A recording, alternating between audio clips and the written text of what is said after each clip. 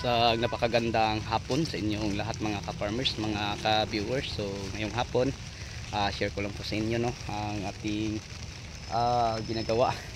So tinatabas po natin ang damo sa ating 15 days old na natalong ngayon. So ito na po mga ka-farmers, pasensya na po sa inyo sa loob ng isang linggo. Parang isang beses lang tayong naka-upload ng video dahil po umuwi tayo sa probinsya. Tapos napakahina po ang signal sa amin doon mga ka-farmers, kaya nga hindi po tayo nakapag-upload at nakapag-update sa mga ano natin kasi wala po tayo sa ating farm. So ngayon mga ka-farmers, ito na po ang ating 15 days old na talong. So malaki-laki na po mga ka-farmers at maganda na pong tingnan.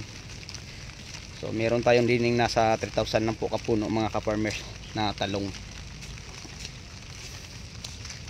So yan po, tinatabas po namin ang makakapal na damo. Yan, pinagtulungan po namin mga ka-farmers. So wala po kaming pinipiling panahon mga ka-farmers, basta kailangan namin ang magtrabaho.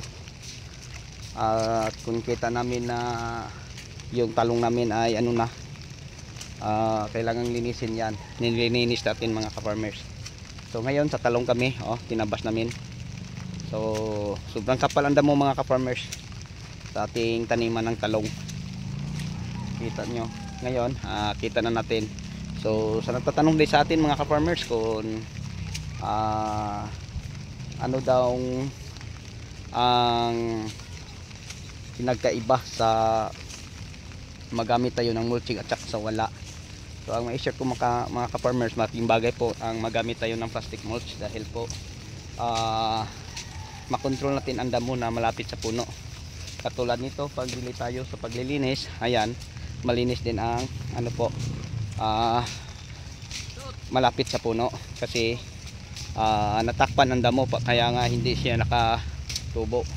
So yun po mga ka-farmers ang may share at may bahagi ko sa inyo sa hapong ito. Okay, so sa inyong lahat hanggang dito na lang po. Maraming salamat. So pasensya, ngayon na po tayo nakabalik. Okay, so bukas lipat tayo sa ating taniman ng ampalaya.